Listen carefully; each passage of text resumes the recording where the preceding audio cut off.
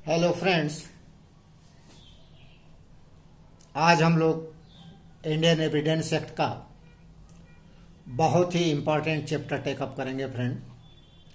ये है सबूत का भार, बर्डन ऑफ प्रूफ। एक मैकेनिज्म, एक प्रक्रिया, एक प्रोसीजर, साक्ष्य अधिनियम जो है अपने आप में एक इसका जो महत्व है वो एक प्रक्रिया का है, एक मैकेनिज्म का है, यांत्रिकी का है।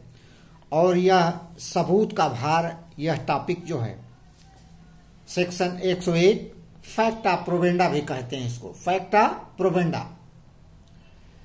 धारा जो प्राविधानित है सेक्शन 101 में वो इस प्रकार है। जो कोई न्यायालय से यह चाहता है कि वह ऐसे किसी विधिक अधिकार या दायित्व के बारे में निर्णय दे जो उन तथ्यों के अस्तित्व पर निर्भर है जिन्हें वह प्रख्यात करता है, एसर्ट्स करता है, उसे साबित करने का भार उस व्यक्ति पर होगा जो इन तथ्यों के अस्तित्व में विश्वास करता है। मित्र, ये लैटिन टर्म थोड़ा सा इस सेक्शन को और भी उजागर करने के लिए मैं आपके सामने रख रहा हूं। ई इनकम्बेट प्रोबेशियो क्वी डेफिसिट नॉन क्वी नेगट, ये लैटिन टर्म है। इसका इंग्लिश में ट्रांसलेशन इस प्रकार है, the proof lies upon him who एफर्म्स। सबूत का भार उस व्यक्ति पर है जो इस बात को एफर्म करता है, न कि उस पर जो डिनाई करता है। Not upon him who denies, न कि उस पर है जो डिनाई करता है। सेकेंड है मित्र, एक्ट्रो इनकम्बिट ओनस प्रोवेंडाई, the burden of proof lies upon on the plaintiff और द प्रोसिक्यूशन। सेक्शन 101 के निचोड़ से यह बात जो है निकल के आई कि सबूत का भार जो है इनिशियली जो है उस पर लाई करता है जो उस प्रकरण को सब्सटेंशिएट करता है, इनिशिएट करता है, लेकर आता है सिविल कार्यवाहियों में। प्लेंटिफ जो अभिवचन अपने प्लेंट में किया रहता है उसको साबित करने का भार अभिवचनों के नियमों के अनुसार उस पर जो है किया जाता है, उसको साबित किया जाता है। लाइकवाइज दांडिक कार्यवाहियों में, जैसे क्रिमिनल प्रोसीडिंग में, यह जो है भार जो है प्रोसिक्यूशन पर होता है। क्यों? क्योंकि प्रोसिक्यूशन जो है न्यायालय से दरख्वास्त करता है, ये चाहता है, एक्सपेक्ट करता है कि इस मुलजिम ने ये फला गुनाह किया है, फला अपराध किया है, उसको दंडित किया जाए। यह भार प्रूव करने का प्रोसिक्यूशन पर है। लाइकवाइज सिविल कार्यवाहियों में किसी अभिवचन, किसी प्लेंट पर लाए गए तमाम उन बातों का भार उस प्लेंटिफ पर होता है जो उस पर्टिकुलर सूट को अभिवचित करता है, अभिवचित करके वो जो है अपने सूट को लाता है। तो ये मित्र, ये सेक्शन जो है 101। और क्रिमिनल प्रोसीडिंग में ऑनरेबल कोर्ट जो है यह प्रिजम्पशन करके बैठा रहता है कि ये सामने जो एक्यूज्ड है वह निर्दोष है, उसको बियॉन्ड रीजनेबल डाउट दोषी करार देने का भार जो है प्रोसिक्यूशन पर होता है। प्रोसिक्यूशन अपने जो है तमाम सबूतों, साक्ष्यों के आधार पर उस पर लगाए गए अभियोग को प्रूव करता है, उसको पुष्ट करता है और न्यायालय को इस पोजीशन में लाता है कि यह दांडिक कार्यवाही जो है फ्रूटफुली जो है सफल हो और अभियुक्त को सजा हो। उदाहरण के लिए मित्र, उदाहरण से समझा जाए, क न्यायालय से यह चाहता है कि न्यायालय ख को किसी अपराध विशेष में दंडित करे। किसी अपराध विशेष में जो है न्यायालय ख को दंडित करे। क पर यह भार है कि उस दंडित करने के लिए तमाम सबूत इकट्ठे जो उसके पास हैं उसको जो है वो न्यायालय के समक्ष रखे। सबूत का भार क पर है। लाइकवाइज मित्र, ये सिविल कार्यवाही में एक बानगी देखा जाए, क यह कहता है कि जिस जमीन पर ख कब्जा किए हुए है वो जमीन मेरी है। क यह सूट लाता है न्यायालय के समक्ष कि ख जिस जमीन पर काबिज है वो जमीन मेरी है। उस जमीन मेरी है, आपकी जमीन जरूर आपकी है, लेकिन न्यायालय एक्सपेक्ट करता है, या धारा 101 जो है एक्सपेक्ट करती है कि आप अपने सबूतों को दीजिए। सबूत का भार आपके ऊपर है, आप दीजिए कि यह जो काबिज है वो कैसे काबिज है। स्वामित्व तो आपका है, स्वामित्व आप सुनिश्चित कीजिए, अपने सबूत लाइए और दीजिए। इसके बाद मित्र हम लोग सेक्शन 102 की बात करेंगे, जो साबित करने की बात करता है। सेक्शन 101 सबूत का भार और सेक्शन 102 साबित करने का भार किस पर होता है, ये इस पर ये जो सेक्शन है एम्फेसिस करता है। सेक्शन 102 की जो डेफिनेशन है इस पर जरा सा गौर फरमाए। साबित करने का भार, किसी वाद या कार्यवाही में सबूत का भार उस व्यक्ति पर होता है जो असफल हो जाएगा यदि दोनों में से किसी ओर से साक्ष्य नहीं दिया जाए। ये 2 लाइन की धारा है, बड़ी ही इंपॉर्टेंट है, आप गौर से सुनिए। सेक्शन 101 से लेकर 105 तक बहुत महत्वपूर्ण टॉपिक है। ये परीक्षाओं में बहुत ही पूछा जाता है और नॉर्मली इंफॉर्मेटिव इन नेचर है कि कैसे कोई कार्यवाही में सबूत किसको देना पड़ता है, कैसे देना पड़ता है। एक क्यूरियोसिटी जनमानस में होती है, उसके भी उत्तर में ये जो है ये धाराएं आपको जो है अपने को सेल्फ एक्सप्लेनेटरी स्वतः स्पष्टीकारक रूप में प्रस्तुत करेंगी। सेक्शन 102 को इस एक्सप्लेनेशन, इस इलस्ट्रेशन, उदाहरण के समक्ष इसको देखा जाए उदाहरण के रूप में जो ये है, ख पर उस भूमि के लिए क बाद लाता है जो ख के कब्जे में है। एक आदमी ख है, किसी भूमि के कब्जे में है और क उस पर बाद लाता है कि ये जमीन मेरी है, और क कहता है कि ख के पिता ने मुझको वसीयत किया था।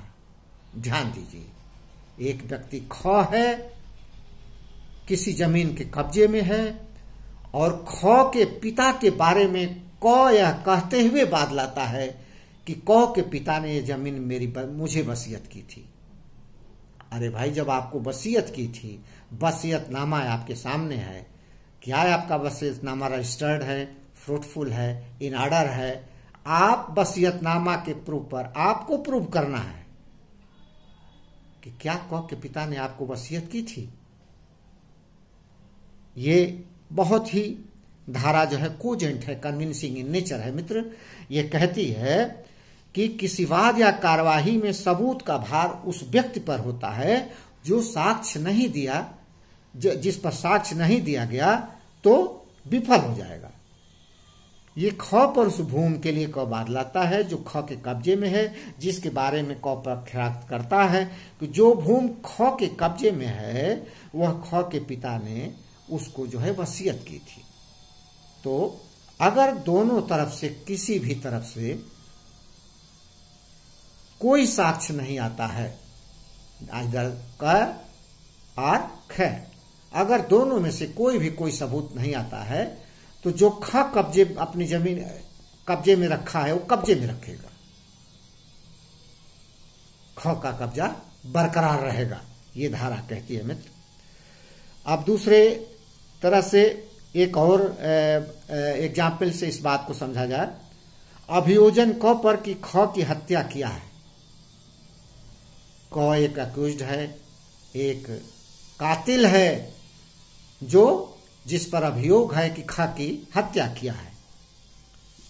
अभियोजन कहता है कि ये ख कहता है कि मैंने जो हत्या की है आत्मरक्षा के ऊपर बल प्रयोग, आत्मरक्षा में मैंने बल प्रयोग किया था।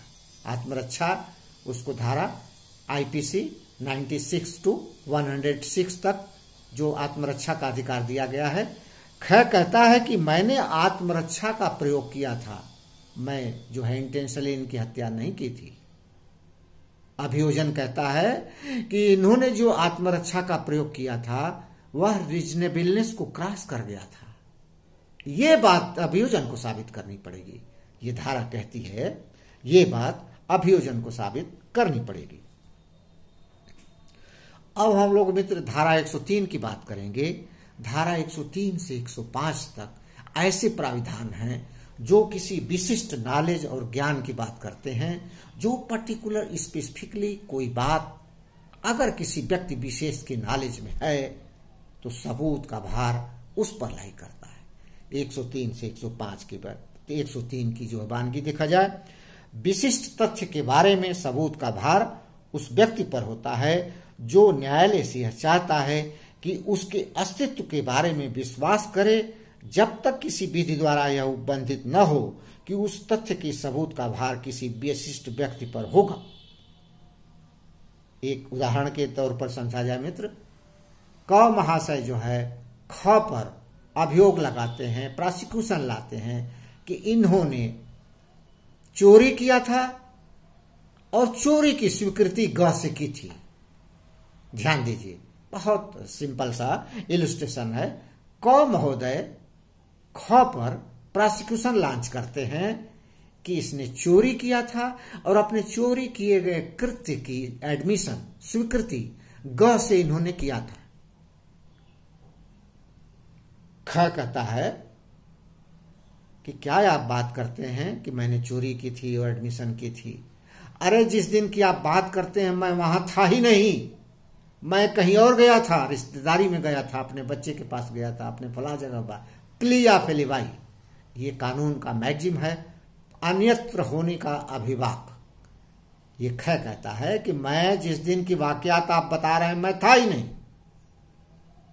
कानून कहता है कि ये प्लिया फेलिवाई अन्यत्र होने का अभिवाक जो है ये ख को साबित करना पड़ेगा। ख को साबित करना पड़ेगा कि वह वारदात के दिन बाहर था। अब हम लोग मित्र धारा 104 की बात करेंगे। धारा 104 जो है बहुत इंपॉर्टेंट सेक्शन है। साक्ष्य को ग्राह्य बनाने के लिए जो तथ्य साबित किया जाना हो उसे साबित करने का भार, ऐसे तथ्य को साबित करने का भार जिसका साबित किया जाना किसी व्यक्ति को किसी अन्य तथ्य का साक्ष्य देने को समर्थ करने के लिए आवश्यक है, उस व्यक्ति पर है जो ऐसा साक्ष्य देता है। यह धारा ये कहती है मित्र, जरा ध्यान से सुने, ये प्रोसिक्यूशन से संबंधित धारा है। साक्ष्य को ग्राह्य बनाने के लिए जो तथ्य साबित किया जाना हो उसे साबित करने का भार, ऐसे तथ्य को साबित करने का भार जिसका साबित किया जाना किसी व्यक्ति को किसी अन्य तथ्य का साक्ष्य देने का समर्थ करने के लिए आवश्यक है, उस व्यक्ति पर है जो ऐसा साक्ष्य देता है। उदाहरण के लिए मित्र, क जो है ख द्वारा किए गए डाइंग डिक्लेरेशन को प्रूव करता है, प्रूव का साबित करना चाहता है। क महोदय जो है ख द्वारा मृत्युकालिक कथन हम पिछले सेगमेंट में हम लोग डिस्कस कर चुके हैं। क महोदय ख के द्वारा किया गया मृत्युकालिक कथन एक प्रकरण में साबित करना चाहते हैं। यहां पर सबसे पहले तो उनको यह साबित करना पड़ेगा कि ख की मृत्यु हो चुकी है, यह साबित करना पड़ेगा।